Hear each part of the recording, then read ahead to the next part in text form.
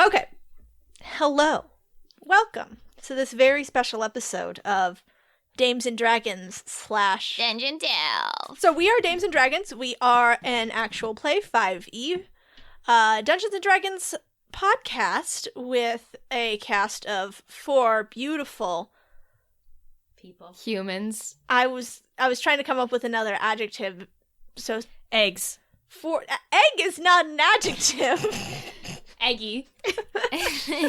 Spoiler. We are a podcast with 4 beautiful, sugary, sweet, salty, beautiful angelfish in human skins. Oh, yummy. So Dames and Dragons is the story of 3 to 4 beautiful guardians and teens who have to protect a deity / person who is a teen who is the goddess. And, you know, there's evil, there's mystery, there's dump jokes. There's so many dump jokes. There's a lot of those. But we're not like super close rule followers. That's something to keep in mind moving forward. We kind of prioritize having a good time together and telling a cool story and the rule of cool in general. So that's, there's original deities and lore. There's me and all of these people as well. Really good job. Great job. Really That's good our job. podcast in a nutshell, in a sweet and salty nutshell. In a human skin. As they say. Let's go around and introduce ourselves. Hello, I'm Kat. I am your DM, here now, then and there, forever and always, and in all things in life. Amen. And Kat is also our DM on Dames and Dragons. I sure am. And she does a great job. Thank you. Amazing. I am Noelle. Today I'll be playing Jared. He is a druid, the Circle of Spores, and he is level 6. And he is a goblin. Thank God, he's the Goblin King Jared! Yeah, really. Fuck yes. And he is a member, as all of us are, of the Golgari Swarm. I am Caitlin. Today, in this moment, I am playing Eggie. Eggie? Eggie. Go on. It's spelled A-E-G-Y, and in your heart, you pronounce it like the word egg with 2 G's and 1 E. And she is a level 6 ranger, and she's a member of the Golgari Horde, but she is a Simic hybrid. Wow. I'm Hannah, and I'm playing Yysyll, who is a level 6 wizard and a dark elf. Well, that's us. So I guess let's get started. Let's do the dang thing. So today we are playing from the new, exciting, sensual D&D supplement, the Guildmaster's Guide to Ravnica, which is bringing in the world of Ravnica to the system of D&D. A much beloved setting in Magic the Gathering. Now, more nerds can enjoy it. Only one type of nerd could enjoy it, and now 2 types of nerds can enjoy it, and even 3 types of nerds. Potentially 4. That's true. Yeah. Maybe even 5. But only 5. Only 5. No more. No more than 5. So Ravnica is a setting which is it's an enormous city. It's a planet-sized city, and it is divided and ruled by guilds. And we have the pleasure, the esteemed honor of representing the Golgari Horde today. Like some sort of goth trash people? Yeah, goth trash people is a very good description of the Golgari Horde. They value the balance of life and death and nature. Death is just a part of the cycle of life. They embrace it, they spread it, and then they put it on a nice crouton, I guess. So the Golgari, their territory, their turf, is the Undercity of Ravnica, and all places where death has begun to claim the life of the city. The Golgari are in charge of waste disposal and recycling in the city. That's what their role is, and they do that with pride and a lot of very good style. They're making their moves on the city of Ravnica. This is their time. Their time to shine. They are the All-Stars. Okay, now, let's get our game on. Let's go play.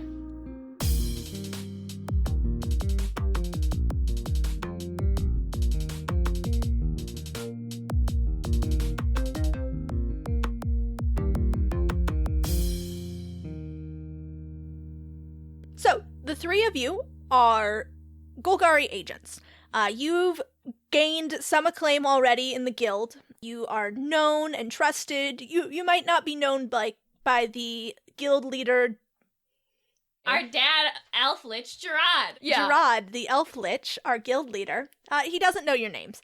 But, he's aware that there are some very good eggs in his horde. His Spores, you swarm. might say. And so, the three of you have been asked to meet with one of the Golgari High Chancellors, Rizdana, in a sunken ruin of a grand mansion which fell to the Undercity centuries ago and was claimed by the Horde. Or perhaps the city was simply built up over it. It's hard to tell, and it doesn't really matter anyway. It will all belong to the Horde eventually, no matter how it gets there. Gently glowing blue mushrooms sprout from the ancient pillars in the foyer, and their spores drift through the still air and cast an eerie glow. A soft carpet of spongy blue moss muffles your steps as you walk across the hall to a curtain of vines which hangs over a doorway to an inner chamber. A human woman stands in front of the curtain holding a staff. Her hair is plaited into many braids and piled on her head in an elaborate style, threaded with bits of bone and beautiful detritus. She looks at you with a pinched expression. She says, "Who are you? Please state your business. The Chancellor is very busy." Good evening. I'm Yysyll. We're here for an appointment with Chancellor Rizdana. Do you want to say a little bit more about yourself? Yeah, I think my character definitely born into it. I'm very into the whole, I'm very ambitious, very much want to climb the ranks. I think of my character as kind of being into the whole, management stuff, so, synergy and, The Secret and shit like that. Oh, wow. Yeah. Okay.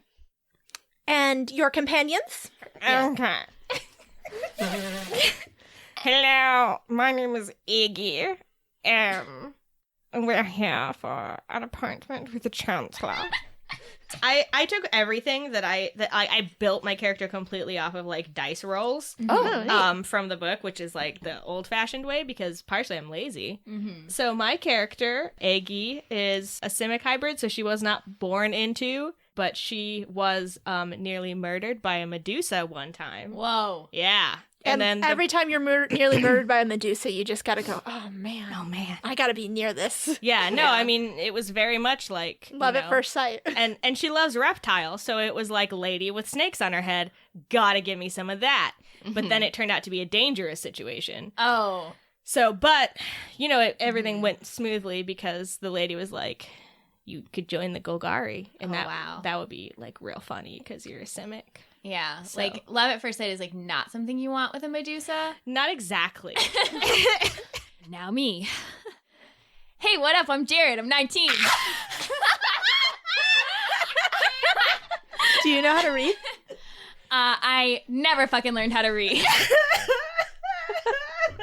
I'm so angry how deeply and long you were just sitting on that. Yeah, damn. You're just holding it in, bursting at the seams. I'm Jared. And I was born as well to my... You were born? I was born. You're born? Oh my God. Into the Golgari Swarm. To my goblin mom and dad, my goblin dad, as they call them. And they named me Jared after our beautiful high leader, Gerard. Mm-hmm. And I aspire to be like him, a lich. Mm-hmm. Any time that can happen. I'm rearing to go. All right. And the woman looks down at a list on a clipboard in her hand, and she nods and pulls aside the curtain for you. Why don't you guys just tell me, how did the three of you meet? How did you guys become a team? Oh, How does anybody do anything? Really? When you think about it. from what I read about the Golgari, it seems like there isn't exactly like social rank, and you're just sort of assigned tasks. So we may have just been like, oh, this person does this person does this person does this. Let's put them together in a unit. I feel like we were just assigned to a unit, and of course, like we're part of the swarm. Yeah, we're gonna listen to that, and we're gonna get along. And of course, we're gonna get along so good. Yeah. And you guys just sort of distinguished yourselves as a great team, and so now you've been singled out for this assignment. Oh, also, what do you guys look like? So, yeah, Yysyll is dark elf, and... Which we should specify, the dark elves in Ravnica are different than the dark elves in Faerun. Mm-hmm. The dark elves of Ravnica are known as the Devkaran elves, and they don't have the black skin, white hair. They're more sort of in line with the wood elf aesthetic, except they all have like dark brown hair or black hair instead of green hair, which the wood elves in Ravnica have. Yeah, she's a dark elf. She has hair, like the Gibson girl kind of hair. Yeah, it's big. She's got big hair. It's, up. She's got big old shoulder pads, and she's wearing a cape. Nice. Very good. Sounds great. All right, Eggie. Okay, so Eggie is basically like a fish person. She's completely smooth like a shark. in all directions. In all directions. Yeah. Sharks have very smooth skin. Yeah. Also, she's got 2 manta ray, like, flaps, kind of. Oh. Yeah, that come out from her arms, and then they, like, attach down. They're very, very cool. Nice. And then she can also spit acid. So her teeth are just rotted. Just completely rotted. And she also has her eternal companion, Boga, who is the lizard from Revenge of the Sith that Obi-Wan rides. Will you describe what that looks like? Yes. For people who may not be obsessed with that lizard and talk about nothing else whenever they mention Star Wars. Her she's like the size of a large pony. Okay. And she's like green and blue and Is she with you today? gorgeous. Yeah, she's always with me. She never leaves my side. Okay. If you and your lizard opened up a tea shop, it would be a Boga tea shop. Yep. Like boba tea. Yep. Yeah, cat. Yes. Yes, we understand, cat. It was a great joke. Continue. So Jared is a goblin. Mm-hmm. He's 3 feet tall. He has a warty green skin. He is, in case any of you are wondering, bald by choice. And, he just looks like kind of like happy to be where he is. He's wearing some cool leather armor. He's got, mushrooms growing off him. He has a wooden shield that's shaped like a little mushroom cap. He has an aura of spores, and you can't see it, but you can definitely smell it. All right. So, the 3 of you walk down a hallway dimly lit by more glowing fungus, at the end of which there is a waterfall which tumbles over the broken walls of the manor and plunges into a rough hole in the floor. To the left of this is a doorway flanked by 2 guards equipped in chitinous armor. They cast you sidelong looks as you walk past into the Chancellor's office. This room is grandly appointed, with much of the salvageable furniture from the manor decorating the space. Any structural issues with the furniture have been repaired by living structures. Missing table legs replaced by small trees which have been grown around the rest of the table. Blooms of soft fungus replacing rotting upholstery, that sort of thing. Rizdana is standing to the right of the room, where there is a little garden of mushroom varieties, which she is tending. She's a Devkaran elf, a dark elf, with dark brown skin and black hair woven into a headdress made of the golden iridescent caprice of a huge beetle. She straightens from her work as you approach, turning to give the 3 of you an appraising look. Good, you look prepared. I have a job for the 3 of you. Great. I'm just ready to get my mojo back. Ooh, don't like that. I'm here to help. So, Rizdana, she glides over to her desk and takes up 2 vials, which she rolls in her palm contemplative, before turning around and handing them to you, Jared. The first vial contains a violently red mushroom about the size of a thimble.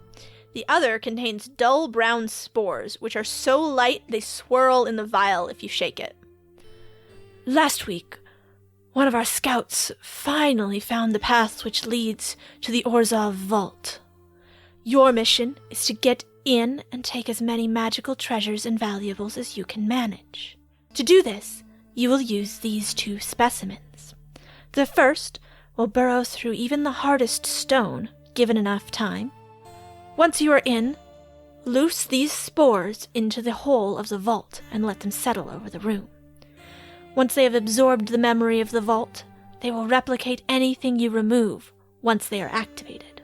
Then you are out, and the ostentatious crones in the Syndicate will never know their baubles are missing. When you are done, you will deposit them at the depot in the streets under the 6th Precinct. Do well, and Guildmaster Gerard will look favorably upon you. Whoa. I can see why you chose us for this assignment. We won't disappoint you, Chancellor. I'm, like, really nervous, and I'm, like, now bungling the vials, because I'm like, holy shit, Gerard.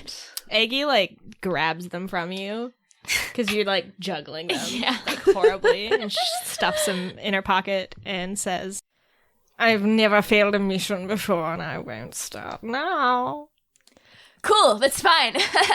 I, like, try to, like, push my hair back, but I'm bald by choice. Jared, 19, bald by choice. Let's go. One of the guards from the door comes forward and hands you guys a map, which shows where you need to go. And Rizdana says, one more thing. Only one of our scouts made it back from the vault. The Syndicate guards its treasures well, so you must guard your lives more closely. But remember, even your deaths will serve the Horde.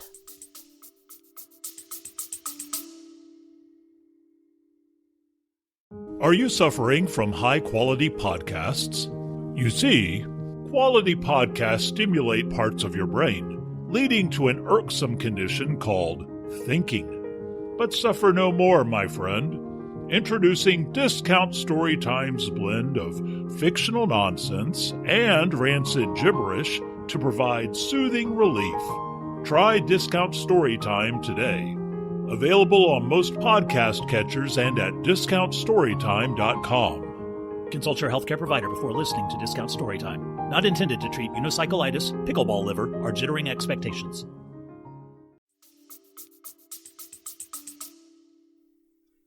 Totally. I can't wait to die. All things die in the end. So. Of course.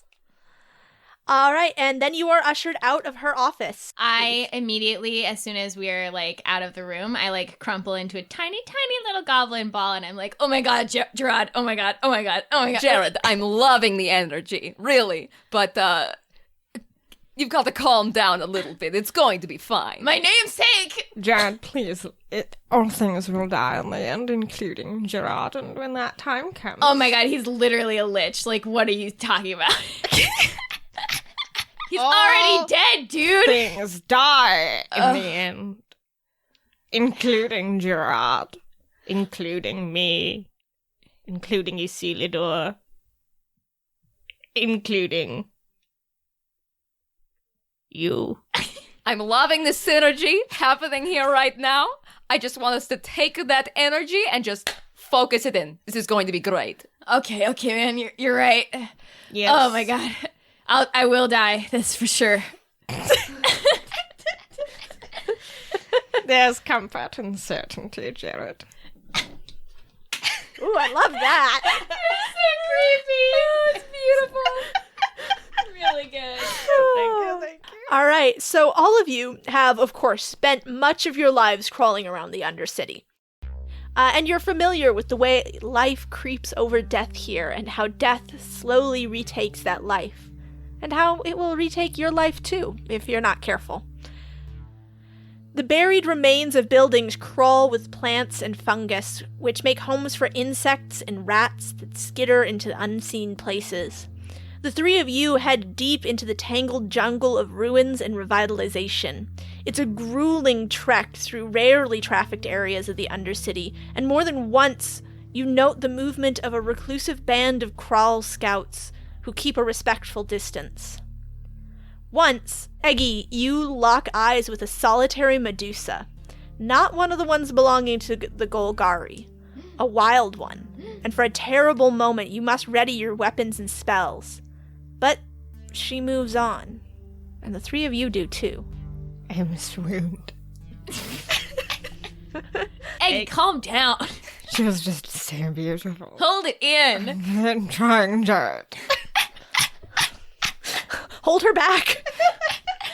Yeah, I do. I like take your arm and I'm like, oh my god. I'm like way taller than you, so Yeah. you're like a little child clinging to my knee. That's fine. The three of you squeeze through a crack in a stone wall following your map and come into a massive chamber. Stalagmites reach up to meet stalactites, some forming pillars in the chamber. In front of you, one of these pillars has been knocked down to form a bridge over a deep chasm. On the other end of the room, sewage water falls into this chasm, and the roar of the waterfall echoes through the chamber. Across the pillar bridge is the next tunnel that you need to go through. Wait, so what's the issue? Can we not? Yeah, can we just Are we walk scared over the of- Are we bridge? scared of bridges? Well, I am deathly afraid. I forgot to mention this about my character. I have a terrible fear. I'm afraid that I have a choice now. Yeah, same. So yeah, I'm well, I not guess we'll do a scared fucking before. perception check because a bridge. Perceive the bridge. Yeah. I want to perceive the bridge. Okay. I got Yeah. 16. Tell me about the 16? bridge. Okay. Yeah, looks like when this bridge was originally knocked down, there was some structural damage to the pillar. It might be a little unstable. Uh-oh. Oof. Oof. I sure would hate to be someone who requires foot-based travel right now. And then I grab the little edges of my cape and I just flap my way right up. Why? What? Tell what? What cape are you wearing? Why, I'm wearing the cloak of the bat. So you have to use it like Yes. cosplay bat wings. Yeah, and it's a real item that I didn't make up. And It sounds like you made it up. I know it is a real item and that you didn't make it up, but it sounds like you made it up. well, I fucking didn't, so I'm flapping my way up. Kat, is there something across the bridge? Like a Where you need to go, it's the pathway forward is across the bridge. Is there like just like something that like theoretically I could like throw a dagger into though? There's a lot of stone. I just want to throw the dagger. Like it doesn't even have to stick in anything. I just need to get it across the bridge. Make an athletics check. Could you give me the dagger? No, You have to throw it. I need to use it. Yes. I know, I'm just saying I could carry it over to the other side for you. No, you're not understanding what's happening. Okay. Okay, you can try and you can try. Well, that's 7. This ruined my life. You should have just given it to Jared. No, I need to use it. What happens, Kat? You throw the dagger and it hits the far side of the chasm. It clinks off the stone and falls into the ravine. Okay, well I call it back because Okay. it's a blink dog dagger. Nice. And it comes back to me instantly. And I want to try that one more time, Kat, please. Thank Okay. you. Okay. That is a 21, Kat. All right. Yeah. It doesn't stick into anything, but you do throw it across the And chasm. it just lands on the ground. It lands Okay. on the ground. Over there. I use Misty Step to it, Which you can do because it's a blink which I can do dagger. because it's a blink dog dagger. Okay. Radical. You made it across. Jared? It's time to use my little levitation shoes. I love all of our stupid fucking items. I shouldn't have given you guys those items. Yeah, you sure should No, now. we all chose ones that were like, we need to get across ravine. Yeah, because we know Kat's number one like torture item is ravine. That's true. That and a locked door. That's true. Oh, I don't have any way to open a locked door. Yeah, well done. I don't either. Fucked. You're going to break into a vault. Opening doors Anyway. for idiots. It's anyway. really To hard be to honest, open a door. basically my shoes let me be able to cast levitate on myself. Mm-hmm. So I have to go like across the bridge, but I'm not touching the bridge. All right, you did it. You solved my bridge puzzle. Yeah. Da-da. All right, so you move on through that tunnel ahead of you, and you start to feel really lightheaded as you do. Why don't you all make Constitution saves for me? 19. 9. I got 14. Okay. Oh, and then it is Eggie who is not feeling very good. Eggie, you fall to your knees. Ooh. And you're gonna take... I've caught something. I've caught it. It's time. You take 4 damage. And It's not time yet, Eggie. you will have disadvantage on all of your rolls until you are out of the gas cloud. Oh. And up ahead of you, you see that the passage has been blocked by rubble and debris. And there are black blast marks on the wall, which show that this blockage is not natural. What is destroyed? Is it the tunnel ahead? Yeah, the tunnel ahead. And as you see this blockage in front of you, there is a series of explosions from behind you. Oh, Jesus. And you are trapped in this noxious tunnel. A trap, eh? A trap, I see. Trapped in some sort of a trap. I lean on Boga. Can I do, like, a perception check to see if there's any other exit from this area? Sure. I got over 20 for perception. Okay. You find a crack in the rubble that you can, like, get your hand through. Okay, and does it feel like there's open air on the other side? Yes. Okay, and that's where we're going, the Yes, direction we're going. in front of you. Okay. Are there any, like, loose-feeling rocks towards the top? Yeah, you're able to pull aside some of them, but not very many. There's enough for maybe you to get through, but definitely nobody who's bigger than you. Okay. We're talking really heavy rocks, I'm assuming, like more than 10 pounds per rock. Yeah. Okay. Big boulders. I can have Boga help you. She's a good little girl. Yeah. Why don't you and Boba do it? Boga and Eggie, who is poisoned, by the way, you useless bastards, go and climb to the top and try and dig through. Yeah, you need a strength roll for you, and you have disadvantage, and Okay. strength roll for your lizard. Okay, well, that's an 18. That's great. And that's a 4. 7 for me. Great. The poisoned person. Uh-huh. And my sweet baby Boga. Uh-huh. You are not rolling so hot. Yeah, she rolled a 6. All right, so the two of you, like, claw your way up to the top of this cave-in and start to just sort of ineffectually paw at the dirt. I have like webbed hands and I'm weak, and Boga thinks it's a game, so she's just mimicking me. Yep. I don't cast, like, guidance or anything, but I do shout, visualize your goals! I'm doing my best. I've been poisoned. You sound exactly like my ex-husband. Oh, man. Mhm. I can fit through, right? Yeah, you can get through. I don't know. Can I peek out and see what's on the other side? You peek your head out and there is magical darkness on the other side. Ooh, I like You that. cannot see through it even with your dark vision. That's Well, I could definitely cast Chromatic Orb. Basically, I could do a 4-inch diameter sphere of energy that does 3d8 damage, and I can choose the type, so I can choose acid damage. I think that's probably our best bet. Yeah. What- Okay. You want to maybe get Eggie out of the way? Mm-hmm. Yeah, you have I to guess. drag me off. Okay, cool. I cool. pull Eggie's little ankles. Okay. My Lay ankles down. are very large compared to your small, tiny goblin body. I pull you by the toes. Are you guys actually trying to drag Eggie? Is Eggie not helping at all? I'm being tortured. Oh my god, are you quoting him? Anyway, quit being such a baby about it, Eggie. Come here, I'll help you. I've literally been poisoned. We've all been poisoned, Eggie. Fuck you guys. That's the spirit. Okay, so I have a crystal that I'm gonna use as my focus, and I'm gonna go ahead and cast Chromatic Orb. Just roll damage. Okay, cool. 11.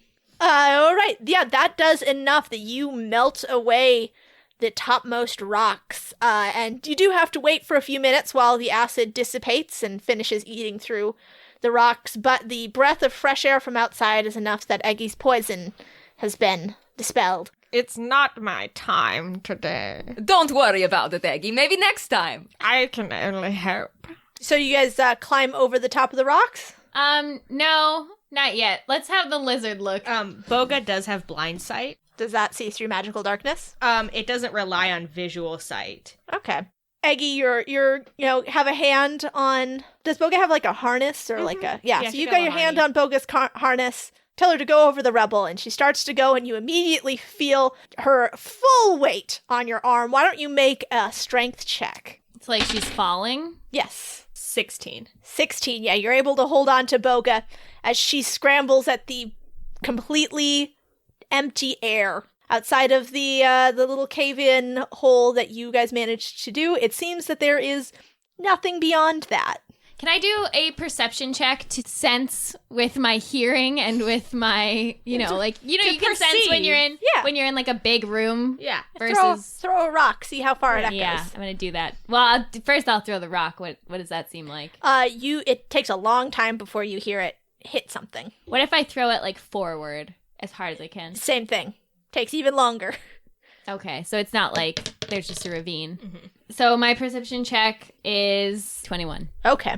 This is maybe like a 40-foot drop. You do also, as you're like, you've got your little hands over the edge of the rock pile, you feel like maybe there's something carved on the wall there, but you can't get a good picture of it. Carved? Mm-hmm. Like where I'm touching? Yeah. Like maybe there's a larger carving that's been disrupted by this cave-in. I can't feel what it is. You only have a 3-foot reach, so you can't feel the entirety of it. Okay, which one of us has the longest arms? I reach over and I try to feel it out with my little fingies. It seems like these carvings lead to an indent in the cave wall, which it's a fist-sized indent. Like somebody punched it? Or like something fist-sized should fit in there. Oh, okay. Like a fist? Like a fist? Mm-hmm. It might be like something that I could hold on to, like if I tried to climb down. I guess, yeah. Okay. So I'm going to do something really quick before anything else happens, and I'm going to cast a spider climb. Nice. On Boga. Oh. Okay, so I want to swing down there, Cat, and like try and climb and put my hand in the hole. Give me an athletics check. Okay. I pray to God right now. Just 16. Okay. You swing down and you stick your hand in and you feel something cold in there. Like ice cream? Yeah, there's a soft serve ice cream cone in there. I grab it right out. There's not an ice cream cone. Christ. Well, what is it? Is it like a physical object, or is it just like a scent, like a cold air? It's like some ice cream.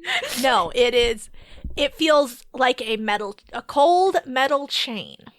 Can I pull it? Yeah. You hear a horrible shrieking, and the chain comes loose. Make a dexterity check.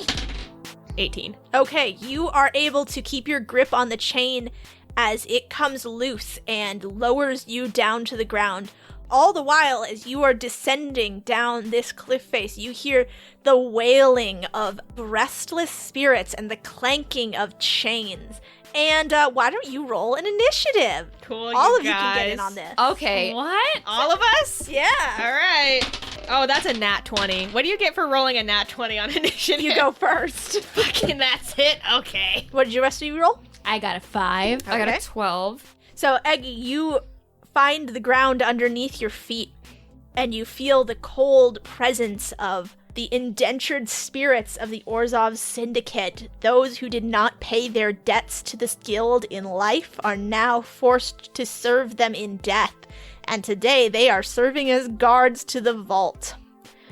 And Eggie, because you rolled a natty 20, you get to go first. Okay. You can't. It's still magically dark, though, by the way. Okay, so I can't actually see anything. You cannot see them. You will be rolling at disadvantage. Okay, so I want Boga to also climb down here with me. I can use her as like a second attack. Neat. As a ranger. First, I will attack. They're ghosts. They're ghosts. Are they impervious to physical damage? Cat's smiling, so Certain types of physical damage. Goddamn ghosts. Okay, well, I'm gonna throw my dagger at the nearest ghosty. Okay, roll to hit, and you are at disadvantage in this darkness. That's right. Well, that's a natural 1, so I don't Alright. think I can get lower than that.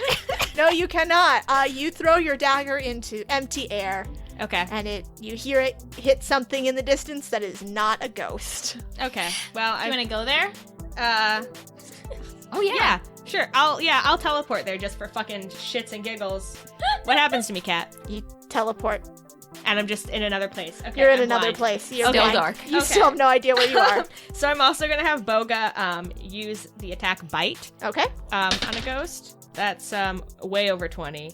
And her bite, is that piercing damage? So it is, but it's also, and maybe this doesn't do anything either, but it's also poison damage. Oh, they're immune to poison. Makes sense. They're resistant to piercing damage. They're not immune to piercing damage. Oh. That's 10. 10? Yeah. All right. So Boga has a little bit of trouble getting her many sharp teeth around this ghost, but she does manage to lay a little bit of hurt on this thing. Yeah. I ain't afraid of no ghosts. All right, and now it is the ghost's turn, and Boo.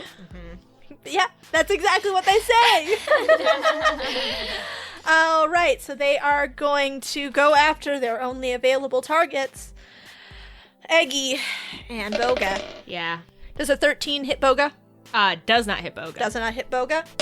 And does a 19 hit you? Absolutely, Kat, it does hit me. Okay, all right. 5 damage plus 2 damage. Okay. Yysyll, it's your turn. Great.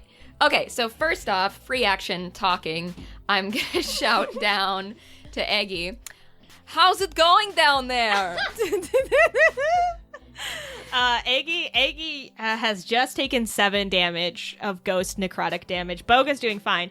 So she shouts back up, it's, I've been better, but I'm doing okay. How are you? Great. There's ghosts down here. Yes, just so that you know, they're everywhere. And I grabbed a chain and I fell all the way down. Good work. Thanks. You're doing great. Can you use your stupid bat cape and get down here, please? In a minute, I'm thinking about it, all right? Stop thinking and start doing! Okay, so I'm going to, can I cast a cantrip as a level 2 spell and expend a spell slot that way? I think so. I can create up to 4 torch-sized lights within range, and they can hover and stuff. So I'm going to start by sending a light down to where I heard Eggie's voice coming from. Mm-hmm. I guess I'll put one 10 feet in front of where we are, like above the chasm. Mm-hmm. And then I'll space the other 2 as evenly going down. Okay. And then I guess I'm going to flap my way down there. All right, now that you're able to see what's below you from your beautiful dancing lights, you see that there are 6 indentured spirits of the Orzhov Guild. They are wraiths dressed in black cloaks with golden painted designs on them, and bound with rattling golden chains, which symbolize their eternal servitude to the Orzhov Syndicate for the sin of not paying their debts. Nice.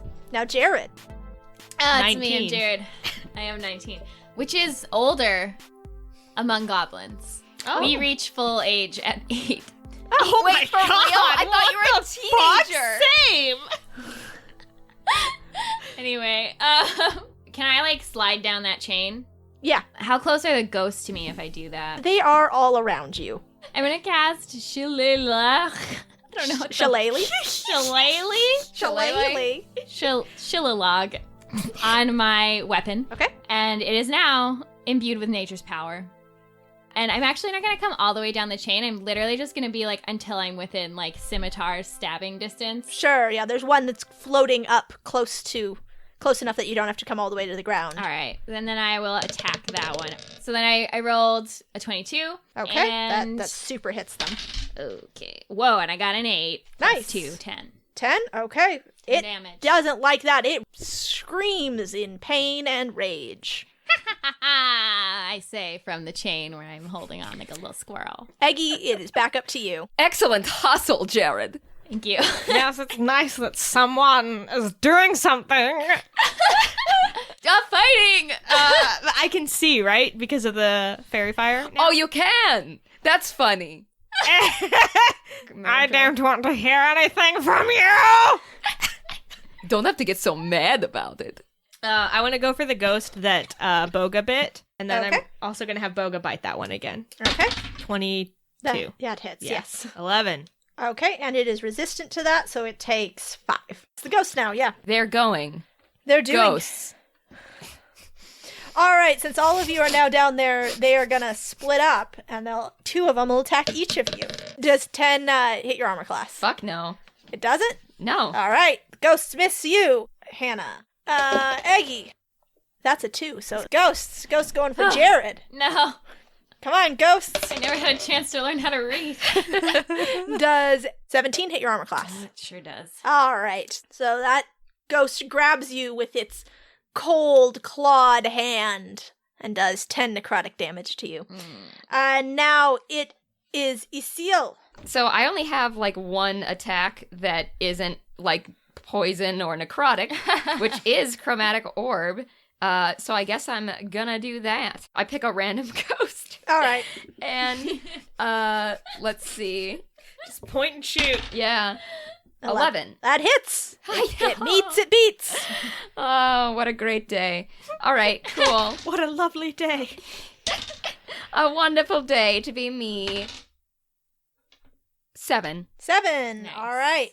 That hurts it. It doesn't like it. Oh yeah, and as a bonus action, I'd like to move my my orbs of light so that they're dispersed across the ground down here. Okay. I like to move your orbs, if you know what I mean. All right, Eggie. All right. Calm All down. right, Eggie. All right. Jared. Oh, it's me. Okay, so I'm still on my chain, Uh-huh. but they like came up to get me, right? Yeah, they can float. Whatever. So I'm gonna attack the one that's nearest to me. Okay. 21 That hits. and 8 damage this time. You destroy this ghost. Bye. Ha ha ha. Your scimitar shreds through its spectral form, and with one last dying and somewhat grateful-sounding gasp, it disappears. And now we're back up to Eggie. I do want to do something, Kat. You do. Because these are undead creatures. They are. And they are my favored enemy, I can actually speak with them. Oh. So I would like to turn to the ghosts and say, did you see what just happened to your dear friend? He was lifted up into the Nethersphere and released from his servitude. Wouldn't you love for that to happen to you as well? Just stop fighting, and we'll free you all. The ghosts appear to have no will of their own and do not respond. God damn you! It's a good try. All right, well then, in that case, I guess I'm gonna hit him, and I with a rageful battle cry, and it sounds kind of like Really good. I go and slash or pierce whatever one of them. 21. 21 hits. So that's 4 plus 3, so that's 7 damage. All right, you destroy that ghost. Yeah. So we have 5 left. Well, and no, then- you have 4 left. So then I'm also gonna have Boga attack another ghost. Okay. I'm gonna go for the one that looks the least happy. Yeah, the one that looks most beat up. Most beat up. Yes. Okay. They don't. None of them look happy. Yeah. Okay. They're all that's indentured slaves. That's really fair. Yeah. So Boga's gonna go for that one. Okay. That's a lot. More than 11. Way. Then it It's hits. like 20 something. And that's 8 8 damage. total. Yeah. So by half, that's 4. Yes. And that destroys that ghost. Wow! So now there are only 3 ghosts left. And the ghosts all as one rattled together and let out a raspy breath as the light comes back to this chamber. And as the darkness clears, you see in front of you an enormous square of stone that is suspended from the ceiling above your favorite, a deep canyon. I got a theme here. That is suspended over a deep canyon by huge chains. On the ground nearby, there are the corpses of 4 Golgari scouts, broken and bloody and cold. But those aren't important right now. What is important is the remaining indentured spirits are gathered around a guardian giant wearing a helm with the sigil of the Orzhov Syndicate, who stands sentry in front of the vault. He lets out a bellowing roar, which makes the whole cavern shake, and then charges.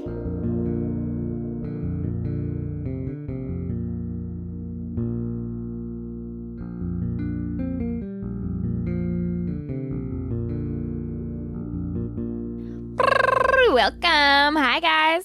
Happy Hanukkah.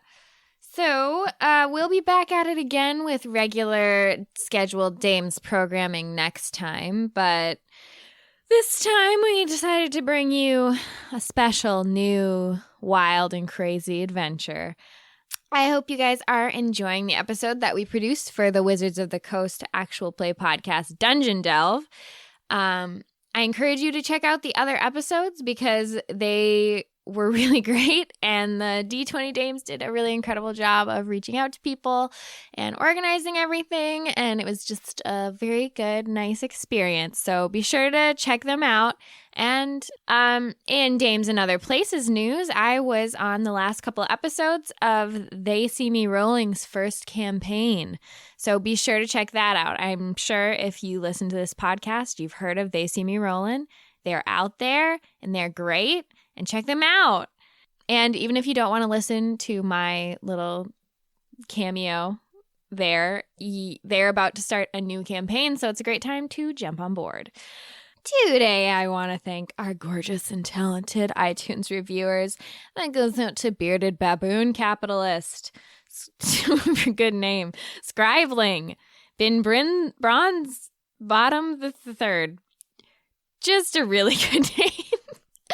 Pumpkin Pie Smoking Pork 15, many numbers, some $signs, ampersands, $signs. You made your name really hard to pronounce on purpose, so I'm sorry.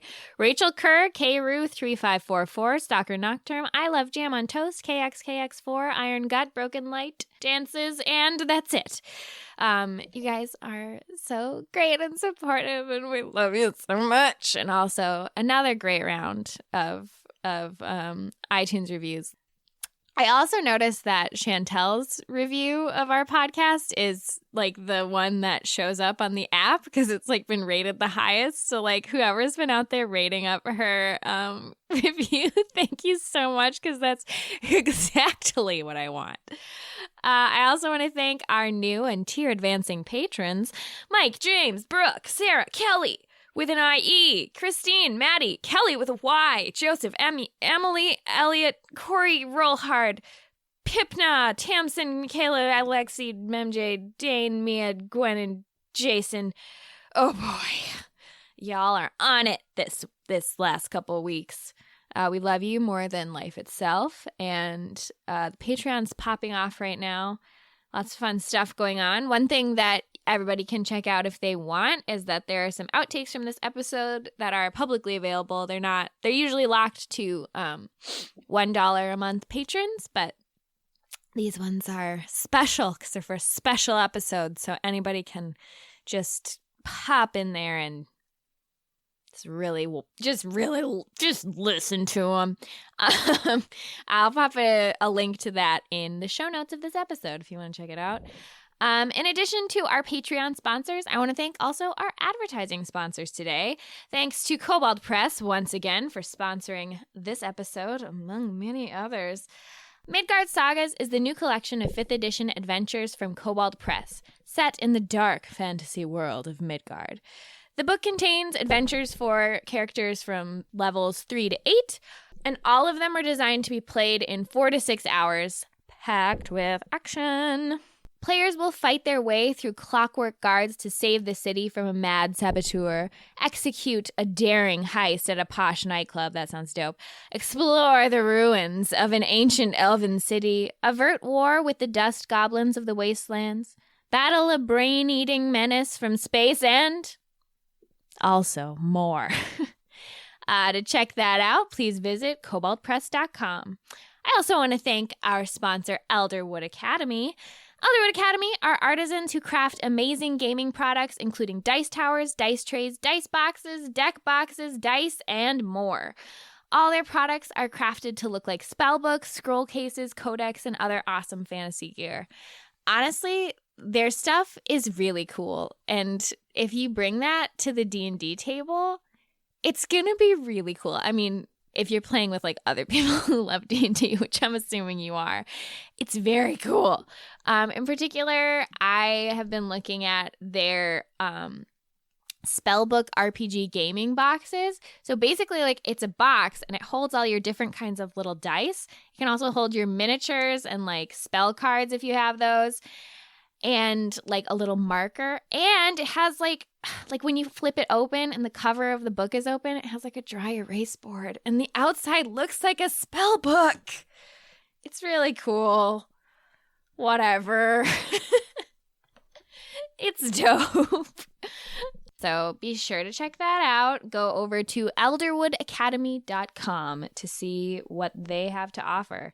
I also want to send a message to the one and only Chantel, with whom I went to eat Thai food, with whom I watched an episode of Altered Carbon, which I didn't really like. I'm sorry if you like that show. Wasn't my thing. With her, I discussed my life and, you know, my joys, my pains. I love you, Chantel. The code word is, damn it, I love you, Chantel. And, you know what? Since you're a sleeper agent, you know what to do.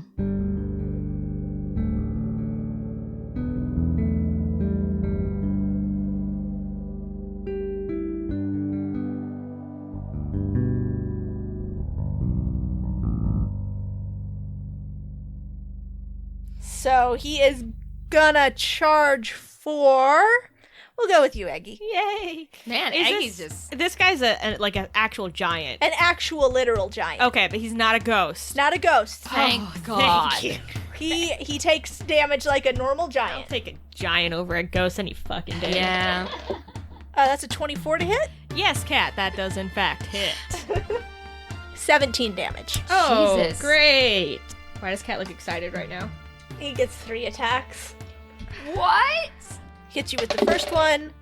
That's a 28, so that'll hit. 28? We're gonna die. Well, he did just roll a 2, so that's 12, and that does not hit you. No. There you go. So, so that one will be 14 damage. He attacks with a spear. He has an enormous spear, also engraved with the Orzhov symbol, which he uses to attack Eggie. Whose turn is next? It is yours. Okay, cool. Yysyll is up. So I think I'm gonna cast Ray of Enfeeblement. Okay.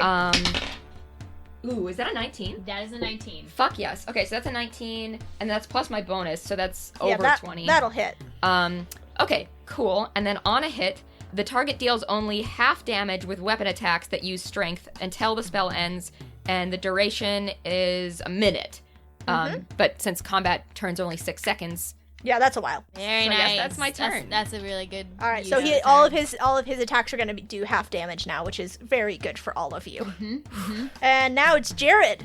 Oh, Jared. Okay, I'm gonna heal Eggie. Do you need to be healed, right? Oh, hell yeah, I need to be healed. So I'm gonna come touch you and do cure wounds.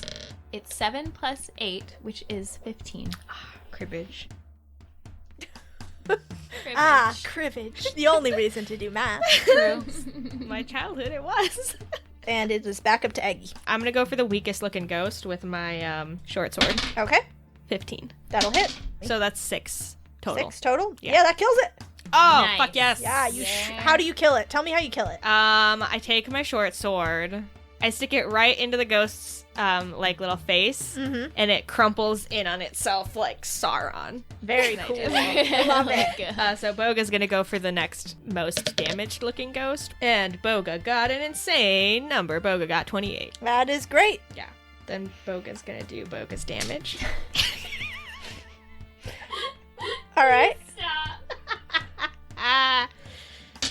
And Boga does 8 total damage to the ghost. So 4. Now it is the ghost's turn. There's 2 ghosts. One ghost is going to go for Jared, No. and that is a 18. Yeah, that hits. Okay. And that is 9 damage. Yysyll, you does a 12 hit your armor class? yeah, it does. Okay. 6 damage. All right. Okay, and then it is your turn, son of Isildur. You crazy kids. Blame, All right. blame Caitlin. Caitlin started It's it. my fault. All right, cool. I get to finally fucking raise a dead. Raise that dead. Yeah, boy. That's what I'm all about. But yeah, I'm going to go ahead and raise the strongest dead soldier that I see on the ground. All right, human fighter. Yes. He's got a longsword. Cool. So my spell will imbue the target with a foul mimicry of life, raising it as an undead creature. So they're zombie if I'm choosing a corpse, which I am. You know me. I know you. Cool. So I want to say something cool. Yes. Like, remember to recycle. So now he has a turn? Well, I can use a bonus action on each of my turns to command it. So I guess I'll have him go ahead and attack one of the ghosts. All right. Oh, that's a 20. I was confused about what the... Well, I looked at it and I was like, that doesn't... Why does that 3 look so big? Roll double damage. 4 plus 6, 10? All right, so that's 5 damage. Because it's A ghost. a ghost. Yep. Got me there. Got you there. It is a ghost. All right. Now it's Jared. I'm thinking about Gerard, my spiritual dad. I'm thinking about my real mom and dad, my goblin dad. And I'm just like getting really pumped. That's great visualization. Really proud of you. You know, I'm only 19 and I think is I an want to live a adult. little bit longer before I become new life in the form of mushrooms. So I'm going to do a really cool Circle of Spores druid thing, and it's called Symbiotic Entity. So basically, I use an action and one use of my Wild Shape ability to gain 24 temporary hit points. Nice. And it lasts 10 minutes. I get some double damage on some certain things, and I get 1d6 poison damage extra. Okay. And because I am a little goblin, I have nimble escape, so I'm gonna disengage. Okay. Which I can do without provoking an attack of opportunity. Nice. As a bonus action. Very good. Now it's the giant's turn. Giant's going to attack where it's really going to hurt. The giant's going to attack Boga. I knew it. Son of a bitch. Bastard. So that is a 24. Does that hit Boga's insane armor class? It does hit Boga's insane. Okay. That's a 27. Yes, cat. I'm just going to roll to hit a third time. That's an 18. Yes. Okay. That'll be 14. Divided by 2. It's a ray of enfeeblement. Oh, Ray of Enfeeblement. Yeah. So that's 7. So that would be 3. So there you go. 7 plus 3 plus 6. Jesus Christ. And now it's back to Eggie. So I'm going to actually use my turn to cast Cure Wounds on my sweet baby Boga. So she's up to 17 from 24. That's not so bad. Yeah. And she is going to attack the last ghost. 2 ghosts. There's still 2 ghosts? God damn it. Yeah. She's going for the one that's still alive. No, Or they're the both one up. that's... I'm sorry. She's going for the one ghost that's left, cat. There's 2 ghosts. She's going for the one that's left. There's still 2. She'll go for the one that's been hurt. Okay. And she's gonna bite him. Okay. She's gonna bite him real good. 17. Yeah, that hits. Okay. 9 damage total, yeah. 4, and that kills the ghost. Yay! How does Boga kill the ghost? Boga rips its head off of its ghost body. Nice. And then it just, goes back. Yeah. Like it's on a yo-yo. Nice. All right, now you're down to 1 ghost, 1 giant. And it is the ghost's turn. The ghost is gonna go after Yysyll. What's a natty 20? What the Whoa. fuck? Shit! So that is going to be 13 damage. You doing All all right right. over there? You know it is. Is it my turn? It is your turn. Oh my god. All right. So I got my little thrall, Mm-hmm. which is nice to have. So I think, yeah, so if I do Erupting Earth, that's going to be a 20-foot cube centered on a point. Can I do that without, getting us? 20 feet is not that big. No, I think you're fine, because Boga was last attacking a ghost, right? Yeah, we haven't attacked The giant. Okay, cool. Then I'm going to go ahead and do Erupting Earth. I choose a point on the ground. Earth and stone erupt in a 20-foot cube centered on that point. Each creature in that area must make a dexterity saving throw. He got a 2, and that's plus 3, so that's a sweet old 5. Nice. He's not a very fast boy. Cool. So then he's going to take 3d12 bludgeoning damage. 16. 16, all right. So, yeah, I'm gonna go ahead and have my thrall get that goddamn ghost. Mm-hmm. Okay, well, I only rolled a fucking 3, so... It's Jared's turn. Jared! Yes, alright. I'm just like full of spores. I smell shitty as hell. Very fungal. I feel like by Golgari standards, that might be good. Yeah, it's probably like you a guys are perfume. probably like, wow. Yeah, we're like, damn, Jared, those that's pheromones. Musky. You. I think I need. Do you need healing? You guys both need healing, huh? On my way though, I'm gonna run past the giant. I think as a small creature, you can like run between his legs. You can go through the same space as he is. Yeah, and then because I'm within 10 feet of him, my spores are gonna deal him damage. Amazing. That's fucking incredible. And because I cast my thing, it does double damage. Nice. Wow. Earlier. So that's gonna be 7 damage to him as I run past. Nice. And then I'm going to, just because I smell so bad, and then he's undone. I think it must be psychic damage because he can't believe how bad I smell. Yeah. he's driven insane by the eldritch knowledge. It's like when people smell that like pickled canned fish from Sweden. Yeah. Yeah. Anyway, so then I'm gonna run over to Yysyll, and that's gonna do plus 11. 1,000 thanks, Jared. Yeah, no problem. I'm pumped. Yeah. What is that perfume? It's beautiful. It's my natural musk. Oh, you're killing it. It's the giant's turn. Yeah. And Giant is gonna, let's see, Jared ran through his legs, so he's gonna go for you, Jared. I'm disengaged with him. He can still come after you. I know. You've disengaged, giant. I didn't ask to be part of your narrative, Giant.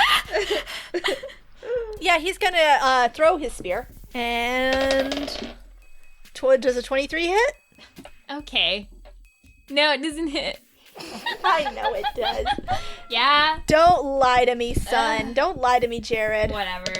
So that is gonna be 7 damage. Alright, cool. 'Tis but a scratch. He's just not able to throw it so good. Mm-hmm. He's feeling a little feeble. We're back up to Eggie. Okay, all the ghosts are dead. I didn't hit the ghost. I didn't hit the ghost either. You gotta take out the ghost, Eggie. I hit the ghost with my short sword. All right. Ooh, That was a nice. good. It was 18 base, so it Yep, it that hits. Yep. 7 damage. The ghost is still alive. God damn it. Okay, Boga goes after the fucking ghost. Okay. Hate ghosts. Gonna kill this goddamn ghost. Boga hits. Yes. 9. And it kills it. How does Boga kill it? Boga takes her big little her clawsies and like, have you guys ever seen a turtle eat food? No. No. So what they do is they basically bite into the like, it's just one end of it, and then they take their claw and like dig their claws all the way through and then rip the body in half and throw it. No. So that's what Boga does to this ghost. Nice. You've defeated all the ghosts. Oh, those damned ghosts. All right. And now- Busted. You've busted the ghosts. The ghosts have been busted, and now it is just you and a big angry giant, Yysyll. What are you gonna do? I'm gonna serve some executive realness.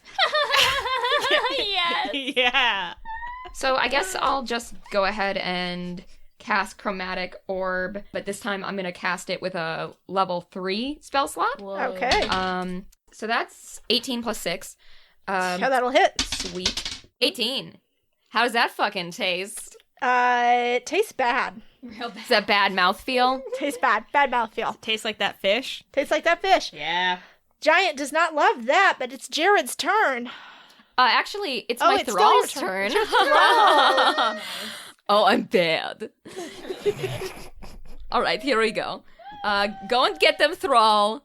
And so 15, does that... No, that does not hit. Really? It's a giant. All right. And You're embarrassing me, thrall. yeah, the thrall, like, weak undead arms. The sword just sort of pings off of the giant's tough skin. Come on, what is that? All right, Jared. So I think I'm gonna come heal my friend Eggie again. 10 damage. Or 10 healing. 10 reverse you damage. damn. 10 healing damage. I'm resistant to healing damage. All right, and now it's the giant's turn. The giant is going to turn its gaze to Yysyll. Yysyll, are you ready? I'm fucking ready. Does a 16 hit your armor class? What do you think? I don't know. Wizard. Yeah? What about a 15? Yes. What about a 21? Cat. Oh man, he rolled so bad. Total of 9, reduced by half is 4. Nice. All right, and now it is Eggie's turn. Okay, I'm gonna because I'm gonna get behind him. I guess I don't have Okay. Boga go in front because she has a higher armor class. Does that mean we both get advantage? Yeah, Yeah. Okay. Cool. 15. that doesn't hit. Yes. So Boga! Boga. It's 14 plus 9. 23, that'll hit. 11 plus. He needs to make a Constitution save. I'm sure he'll do it. 10. Oh, He rolled a 4. he didn't. Is he ready to receive Boga's amazing, insane damage? Yeah. It's 19. Whoa. Yeah. When you don't make the save for the Constitution, she does 3d6 poison damage in addition to her other damage. Yysyll, you're up. All right. Maybe I'll try vampiric touch because what the hell, right? Yeah. You know, why not? Let's just get crazy with it. So melee spell attack. So let's see, 10 and 19. That'll like hit. that. Okay. So basically the touch of my hand can siphon force from others to heal my wounds. Nice. So he'll take 3d6 necrotic damage. 14. So 14. I'll have those 4 points of damage back, idiot. All right, the giant does not like that. He gives a roar of pain. So yeah, I'm gonna have my thrall attack. That's a natty 20. No. shit. Wow. 4 damage. Plus 2. 6 damage. This guy's on fire. So I'm gonna command my thrall to climb up that giant like he's a big old tree. Like he's a beanstalk? Like a fucking beanstalk, yes. Jared, you're up. Yeah, so if I cast jump on myself, can I just jump on his, like, head? Yeah, I mean, I can't stop you from doing that. Yes! Jared! It can only be Jared. It can only be Jared. If I die, I die. Yeah. So I cast jump on myself, Okay. and then I'm just gonna jump right up onto the giant's little shoulder. Okay.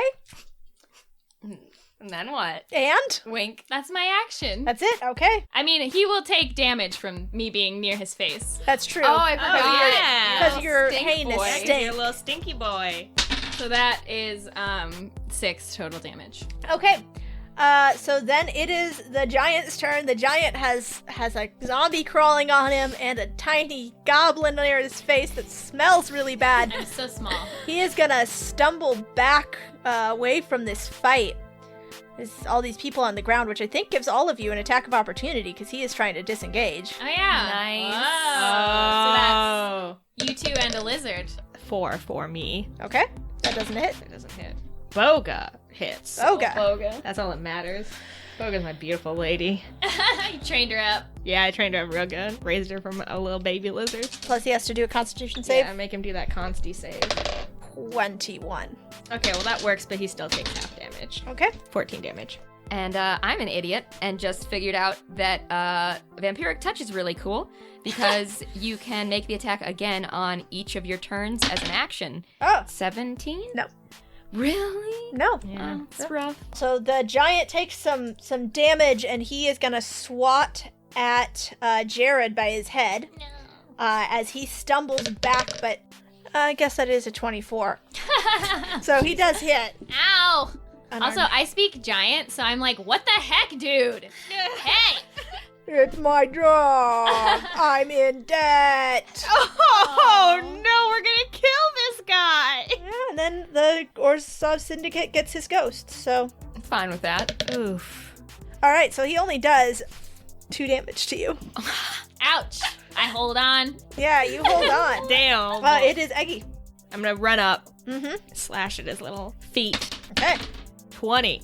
that'll hit. So that's 6 damage. 6 damage. Yeah. Okay. Is Boga gonna attack too? Oh yeah, you know Boga's gonna snap at his little toesies. Okay. Snap those toes. That's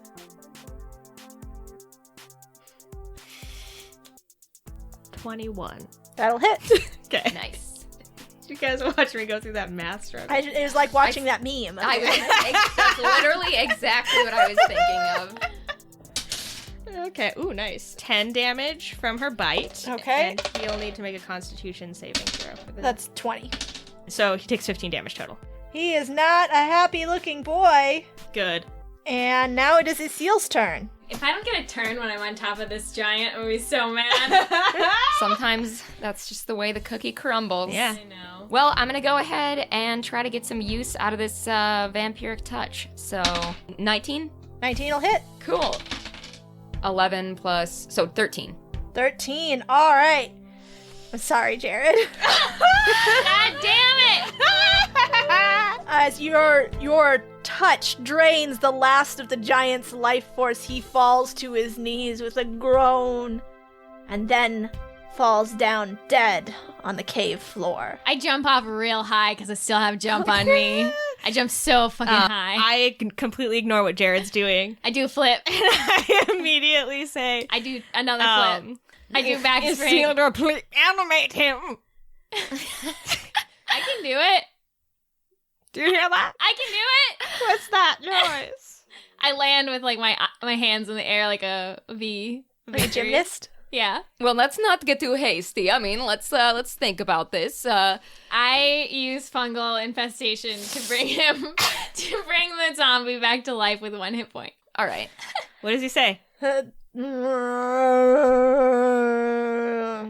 buddy, I say. He gets back up. I'm so sorry about your immortal soul. I'm not. All right, dude. Now let's go into that vault. So the vault, once again, is suspended over this canyon by big, thick chains. Okay, Is it like a big box or is it like an open floor? No, it's a big box. Okay, wait, so what do our magic potions do again? You have 1 mushroom that will drill through the vault and 1 mushroom that will replicate anything that you take from the vault. Okay, yes. okay, I cast find traps. You don't see any traps. And does it have like a door then that's locked or what's... You don't see a door from the ground. Well, I don't need to be on the ground. So, So you fly up to see? yeah, I'm going to get a little flappy. I'm going to flap up so that I can investigate the various sides of this vault. And I'm just laughing maniacally as I do yeah, so. But you're Oh, back. we all are. It's the Golgari way. All right, you find at the top of the vault there is a big metal door with a big complicated looking lock on it. And above that, when you look up, you see there's another similarly locked door. You can actually see the mechanisms of the lock from underneath. But it looks like that is the entrance to this room where there is this vault. Presumably, they have a ladder. So we just need our good mushroom boy. So I guess I'll call down Jackpot. Can you jump up there? Yeah, I can jump up there. Okay. All right. What's the distance, like, diagonally for me to throw my dagger up there? That was a nat 20. Okay, right. you do it. I do it. You throw your dagger up on top. An incredible distance. Yes.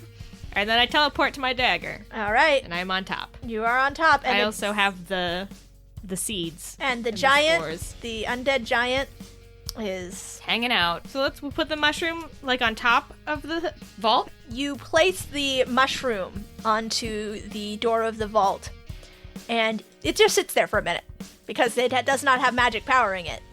I Give it some of your touch spores. it and give it my spore energy. All right.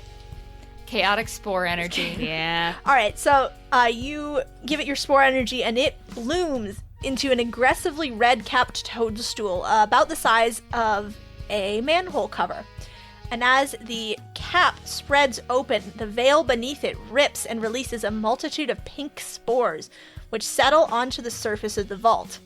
There's the noise of grinding stone, and then the mushroom falls into the circular hole that is created in the vault. Just big enough for the 3 of you to wriggle through. Well, big enough for the 2 of you to wriggle through and 1 of you to just jump in easily. Inside the vault is a neatly organized hoard of treasure. There are chests full of gold, each one marked with how much it contains. There are shelves with beautiful items made of precious metals and inlaid with gemstones, and the titles and the values listed underneath.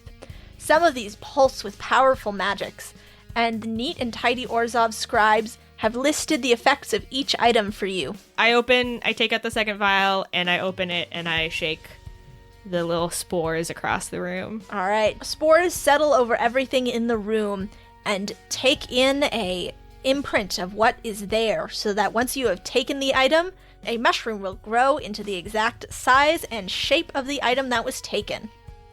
Do any of the items have effects that would make it easier to, like, carry stuff out? Like, is there a bag of holding in here? There is a bag of holding in Nice. here. Yeah, boys!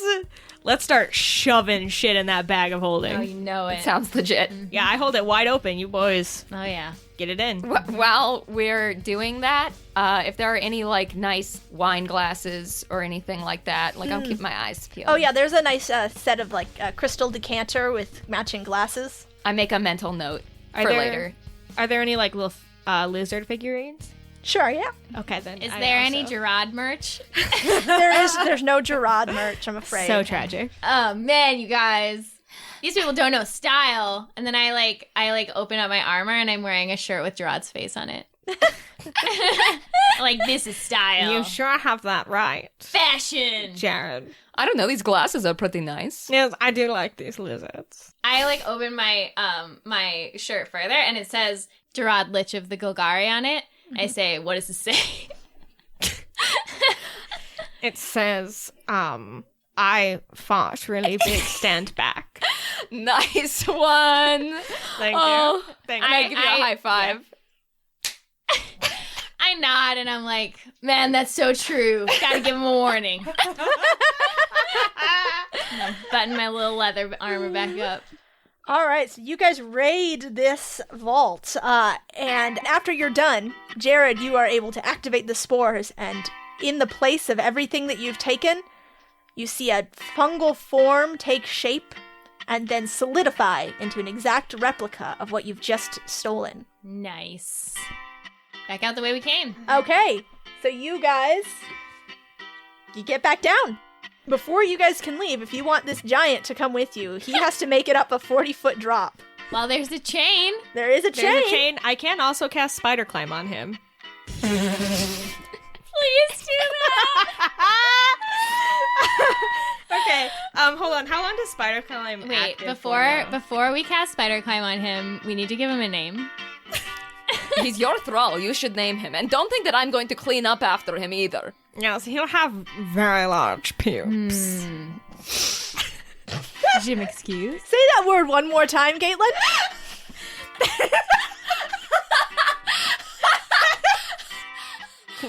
He'll have very large pubes.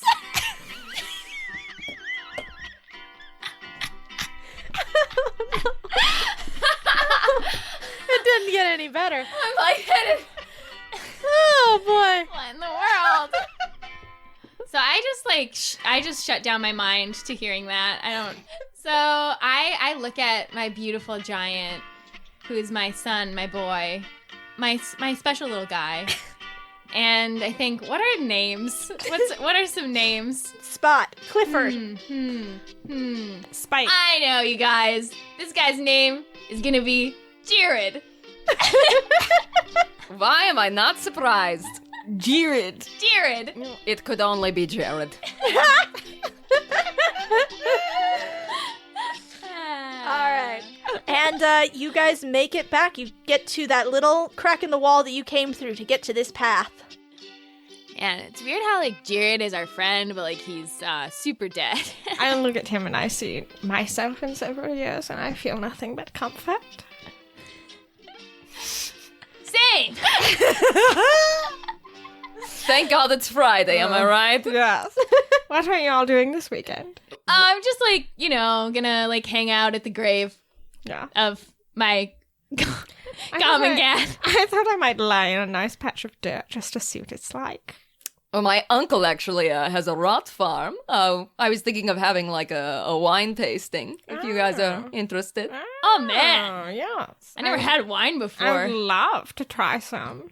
It's like I always say, I never drink wine, except when I'm bored, or tired, or thirsty, or happy. Yysyll, you're holding a wine glass right now. Have you been drunk this entire time? Well, a lady never tells. All right, so you guys head to the depot under the 6th district. This is where you were sent to drop off your illicit hoard. From outside, you would never pick this building out from the rubble and ruin around it, except for the Medusa standing outside with her arms crossed, talking to a man in a ragged black cloak. The Medusa, tall and buff with daggers strapped to her legs, hisses at the man, and he shrinks back, then hands her a bag full of coins while grumbling. The Medusa weighs the bag in one hand, and then nods and motions over her shoulder. 2 goblins come out dragging a chest. They open it and show a small hoard of valuables and magic items. The man inspects them, nods, and then 2 buff tough men, who were idling nearby, come forward, shut the lid of the box, and haul it off.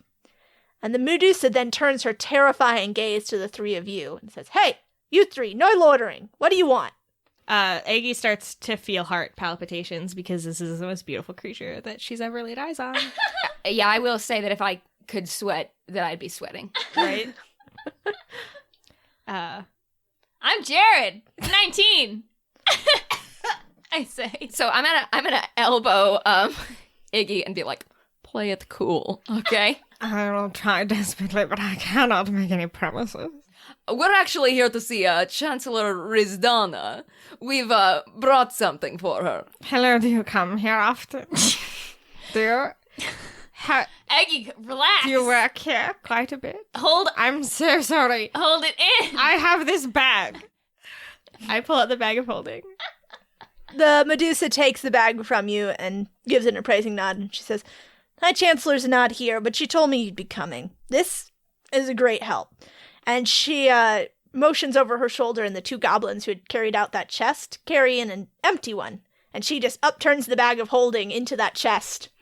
And there's a comedically long pause as your various stolen items come out. They all Too tumble big for out. the chest, right? Yep, and then she has to get another chest hauled in. Yep. Nice. And this repeats a couple times, then she nods and has the goblins haul all of this back into the depot. And as the goblins pull the chests inside, you catch a glimpse into this depot, and you see a vast hoard of magic items that are stored inside. And the Medusa grins when she sees that you guys are looking. She puts her hands on her hips and says, "You see that? That's what the future of the Golgari looks like, my friends. Soon, Ravnica will know the true power of the things they push off to live in the shadows. Soon, they will see the true might of our swarm."